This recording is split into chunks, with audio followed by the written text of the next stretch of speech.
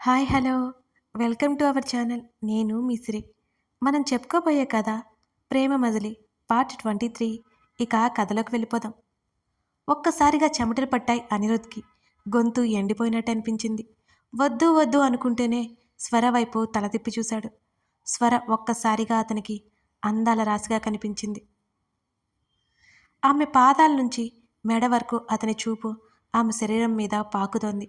అప్రయత్నంగా అతని గొంతులో గుటకపడింది. వణుకుతున్న చేతిని ఆమె వైపు తీసుకువెళ్ళాడు అనిరుద్ధ్. సరిగ్గా అదే సమయంలో తలుపు కొట్టిన చప్పుడు వినిపించింది. ఇహలోకంలోకి వచ్చి పడ్డాడు అనిరుద్ధ్. తను ఏం చేయబోతున్నాడు అర్థం అవగానే మతిపోయింది అతనికి.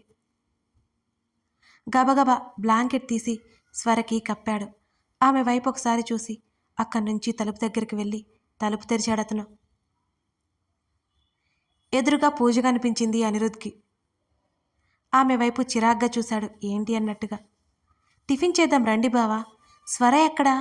స్వర కనిపిస్తుందేమోనని లోపలికి తొంగి చూసింది పూజ. స్వరకి ఏమైందో తెలుసుకోవాలని ఆతృతగా ఉంది పూజకి. టిఫిన్ గదికి పంపించు. పూజ ముఖం మీద తలుపులు వేశాడు అనిరుద్ధ్ అలా చెప్పేసి. ఆ వేసే క్రమంలో పూజ ముక్కుకి తగిలి ముక్కు రుద్దుకుంటూ, నేనేమైనా సర్వెంట్నా వీళ్ళకు సేవలు చేయడానికి అనుకుంటూ పెద్ద పెద్ద అడుగులు వేసుకుంటూ విసా అక్కడి నుంచి వెళ్ళిపోయింది పూజ కోపంగా. గోవింద్ ఎదురుపడి అడగగానే వాళ్ళకి టిఫిన్ పంపించమని తీసుకెళ్ళమని చెప్పి గదిలోకి వెళ్ళి దబాన్లో తలుపు వేసుకుంది పూజ. తను ఏం చేసిందో తన తల్లికి కథలుగా చెప్పసాగింది.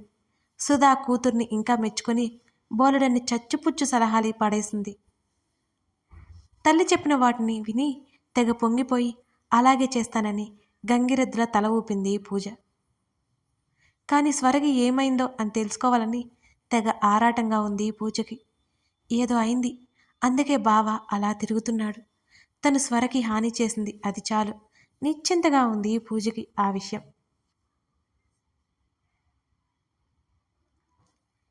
టిఫిన్ ప్లేట్ చూసి తినబుద్ధి కాలేదు అనిరుద్ధ్కి. మాటికి స్వరని చెక్ చేస్తూ అలాగే ఆమె పక్కన కూర్చున్నాడు. స్వర తాత్కాలిక నిద్రలో స్పృహ లేకుండా ఉంది. ఆమె ముఖం ఎంతో కలవరంగా ఉంది. అప్రయత్నంగా ఆమె తల మీద చేయి వేసి నిమిరాడు అనిరుద్ధ్. అక్కడి నుంచి వాష్రూంలోకి వెళ్ళాడు అనిరుద్ధ్. గీజర్ స్విచ్ కనెక్షన్ తేడా ఉంది. వెంటనే ఎవరికో కాల్ చేశాడు. స్వర దగ్గరికి వచ్చి బ్లాంకెట్ సరిచేశాడు. వర్కర్ వచ్చి చెక్ చేసి పవర్ కనెక్షన్ తీయించి ఆ స్విచ్ బాగు చేయించాడు అనిరుద్ధ్. మరో గంట గడిచిపోయింది. అతను వెళ్ళిపోయాడు. స్వరకి మెలకువ వచ్చింది. మెల్లిగా లేచి కూర్చోడానికి ప్రయత్నం చేస్తుంటే ఆమె శరీరం అంతా నిస్సత్తుగా అనిపించింది. ఆమె భుజాల చుట్టూ చేతిని వేసి తనకి ఆనుకునేలా కూర్చోబెట్టుకున్నాడు అనిరుద్ధ్. అతని వైపు కళ్ళు తిప్పి చూసింది. తల పట్టుకుంది స్వర. తను బాత్రూంలో స్నానం చేయడానికి వెళ్ళింది. ఆ తర్వాత గీజర్ స్విచ్ షాక్ కొట్టినట్టు అనిపించింది. ఉలిక్కిపడి కళ్ళు తెరిచి అనిరుద్ధ్ వైపు చూసింది స్వర. స్విచ్ షాక్ కొడుతుంది, వెళ్ళకు, కంగారుగా చెప్పింది స్వర. అది సరిచేయించానులే, నువ్వు కంగారు పడకు అంటూ ఆమె భుజం చుట్టూ చెయ్యేసి తట్టాడు అతను. స్వర చేతులు బెడ్ మీద పెట్టి బ్యాలెన్స్ చేసుకుని నిటారుగా కూర్చుంది. ఆ క్రమంలో ఆమె భుజాల మీద ఉన్న బ్లాంకెట్ కిందకి జారిపోయింది. తనని తాను చూసుకున్న స్వర ఉలిక్కిపడింది. జారిపోతున్న టవల్ గట్టిగా పట్టేసుకుంది. ఆ బ్లాంకెట్ కూడా లాగేసుకుంది. అదే భయంతో అనిరుద్ధ్ వైపు కళ్ళు తిప్పి చూసింది. అప్పటి వరకు ఆమెను చూసి నవ్వుకున్న అతను మరోవైపు తల తిప్పాడు. ముందు నా దగ్గర నుంచి దూరం జరుగు, అతని వైపు వేలు చూపిస్తూ అంది స్వర. అతని భుజాలు కదిలించి లేచి నిలబడ్డాడు.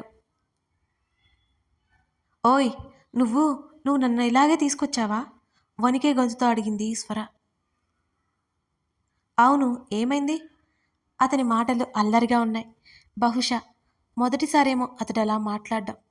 కోపంగా ముఖం తిప్పుకుంది స్వర. ఇతగానికి అమ్మాయిలంటే ఇష్టం లేదంట. చేసేవన్నీ చేస్తూనే ఎలా మాట్లాడతాడో. ముక్కు ఎగబీలుస్తూ పుసలు కొడుతోంది స్వర. ఆమెతో అల్లరి చేస్తుంటే ఆమెను ఆట పట్టిస్తుంటే ఎందుకో నచ్చింది అతనికి. స్నానం చేసి రాపో అన్నాడు అతను. స్వర కంగారుగా తల అడ్డంగా ఊపింది. తెగ తిప్పేసింది లేదు అన్నట్టుగా. ఏం కాదు, నేను సెట్ చేయించాను వెళ్ళు అని అన్నాడు అనిరుద్ధ్. ఊహు వద్దు, నాది గట్టి ప్రాణం కాబట్టి నిలబడింది, లేకపోతేనా కళ్ళు పెద్దవి చేసి చెప్పింది స్వర. ఆర్ యు మ్యాడ్ అన్నాడు విసుగ్గా. లేదు లేదు, నేను డ్రెస్ చేంజ్ చేసుకుని వస్తా. నాకు చాలా ఆకలేస్తుంది, ఏదైనా తెప్పించవా ప్లీజ్. ఇది రిక్వెస్ట్ చేయడం మాత్రమే, ఆర్డర్ కాదు, కోప్పడుకో. నాకు బాగా ఆకలేస్తుంది, నేను అసలు ఆకలికి ఉండలేను. ఆ బ్లాంకెట్ చుట్టుకొని డ్రెస్సింగ్ రూమ్లోకి పరిగెత్తింది స్వర. ఆమె చెప్పేది విధానానికి చిన్నగా నవ్వుకొని గోవింద్ని పైకి పిలిపించాడు కాల్ చేసి. ఆ టిఫిన్ ప్లేట్లు వెనక్కి పంపిస్తూ లంచ్ అయితే త్వరగా పంపించమని చెప్పాడు. 5 నిమిషాల్లో పంపిస్తానని చెప్పి వెళ్ళిపోయాడు గోవింద్. డ్రెస్ చేంజ్ చేసుకుని వచ్చిన కాసేపట్లోకి భోజనం వచ్చేసింది. థ్యాంక్ యూ సో మచ్ అంటూ ఫుడ్ మీద దృష్టి కేంద్రీకరించింది స్వర. ఇద్దరూ మౌనంగా తినసాగారు. నన్ను కాపాడినందుకు చాలా చాలా థ్యాంక్స్ అనిరుద్, తల ఎత్తి అతడి వైపు చూస్తూ చెప్పింది మరోసారి. అతడేం మాట్లాడలేదు. స్వరకేమైనా అయితే ఆ ఊహ అతనికి నచ్చలేదు. భోజనాలు పూర్తి చేశారు ఇరువురు. తనే ప్లేట్లు తీసుకుని కిందకి వెళ్ళి కిచెన్లో పడేసి వచ్చింది స్వర. కాలు మీద కాలు వేసుకుని ఫోన్ చూసుకుంటున్న పూజ ఆరోగ్యంగా ఉన్న స్వరని చూసి బిగుసుకుపోయింది. దీనికి భూమి మీద చాలా రోజులున్నట్టున్నాయి, ఏం చేసినా బ్రతికొస్తుంది, ఏదో ఒకటి చెయ్యాలి దీన్ని. కోపంగా పళ్ళు నూరుకుంది పూజ. స్వర పూజని కదిలించలేదు. అక్కడి నుంచి తన గదిలోకి వచ్చింది. అనిరుద్ ల్యాప్టాప్ తీసి పని చేసుకోసాగాడు. అన్ను, చెయ్యి బాగా నొప్పి వస్తుంది. నొప్పి కూడా కాదు కానీ ఏదో లాగుతున్నట్టుంది. అతని పక్కన కూర్చొని మూతి ముడుచుకుని చెప్పింది స్వర. ఏది ఇలా చూపించు. ఆమె చేతిని అందుకున్నాడు అనిరుద్. ఆమె చెయ్యి అటూ ఇటూ కదిలించాడు. ఈరోజు రేపు ఇలానే ఉంటుంది, అసలేం జరిగింది అని అడుగుతూ ఆమె చేతి మిల్ల తన వేళ్లతో మృదుగా రాస్తూ అన్నాడు అనిరుద్. నేను స్నానానికి వెళ్ళాను కదా, గీజర్ స్విచ్ ఆన్ చేద్దామనుకున్నాను. నాకు కరెక్ట్గా ఆఫీస్లో వర్కర్కి జరిగిన సీన్ గుర్తొచ్చి భయం వేసింది. మెల్లిగా అక్కడున్న టూత్ బ్రష్ తీసుకుని దాంతో స్విచ్ వేశా. నా వేలు లైట్గా తగిలింది, కొంచెం అంటే కొంచెమే తగిలింది, వెనక్కి పడిపోయాను. అబ్బా, ఇంత నొప్పి కలిగిందో, పిచ్చి మంట వేసింది తెలుసా అని కళ్ళు తిప్పుతూ చేతులు తిప్పుతూ వర్ణించసాగింది స్వర. ఆమె చెప్పిన విధానానికి అతను షాక్ అయిపోయాడు. కాస్త తగిలితేనే అలా ఉందంటే డైరెక్ట్గా స్విచ్ వేస్తే స్వర పరిస్థితి ఏంటి? బాగా కంగారుగా అనిపించింది అతనికి. ఆమె చేతిని పట్టుకుని దగ్గరికి లాక్కున్నాడు అనిరుద్. నువ్వు బాగానే ఉన్నావు కదా అంటూ ఆమె భుజాలు పట్టుకుని అడిగాడు అతను. అయోమయంగా ముఖం పెట్టుకుని చూసింది స్వర. బాగున్నాను కాబట్టే నీతో మాట్లాడుతున్నాను అంది ఆమె వెటకారంగా కాస్త. ఆ వెటకారం పట్టించుకోలేదు అనిరుద్. ఇప్పటినుంచి నేను చెక్ చేశాకే వాష్రూంలోకి వెళ్ళు అని అతను చెప్పగానే ఆ ఆ అయోమయంగా నోరు తెరిచింది స్వర. అన్ను, నీ బ్రెయిన్కి చిల్లుగాని పడిందా ఏంటి? ఆమె మాటలకి కోపంగా చూశాడు అనిరుద్. అరే అరే, అంత కోపం ఎందుకు? నువ్వు నా మీద ఇంత కేర్ తీసుకుంటుంటే నాకు ఎక్కడో కొడుతోంది సీనా అంది స్వర విలన్లా చూడ్డానికి ప్రయత్నం చేస్తూ. కానీ ఆమె వల్ల కాలేదు. పిచ్చి పిచ్చిగా చేయకో, నాకు పని ఉంది, డిస్టర్బ్ చేయకో. ఆమె నుంచి దూరం జరిగి మళ్ళీ ల్యాప్టాప్లోకి తలదూర్చాడు అనిరుద్. అతని వైపు కొన్ని క్షణాల పాటు చూసింది స్వర. అతడు తనకి అట్రాక్ట్ అయిపోయాడా? తనకదే కదా కావాల్సింది అనుకుంది ఆమె. ఆ రోజు రాత్రి, నీతో ఒక ముఖ్యమైన విషయం మాట్లాడాలి. అనిరుద్ వైపు చూసింది స్వర. ఏంటది అని అడిగాడు అతను.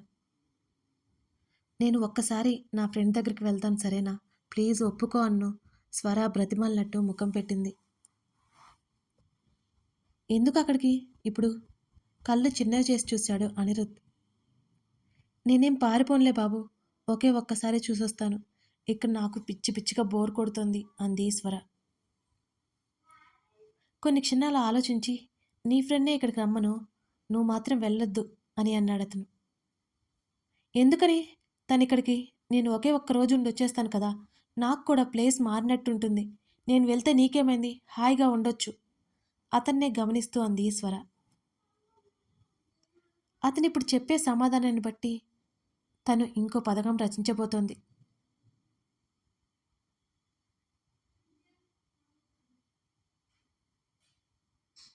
సుస్వర మీ అందరినీ అలరించిందని ఆశిస్తున్నాను. ముందు ముందు కథనం ఇంకా ఆసక్తిగా ఉంటుంది. Thank you friends. ఇప్పుడు అనిరుద్ రియాక్షన్ ఏంటి? స్వర ఏం ఆలోచిస్తోంది? తెలిస్తే కామెంట్లో చెప్పండి. అలాగే ఈ స్టోరీ నచ్చితే మర్చిపోకుండా లైక్ చేయండి.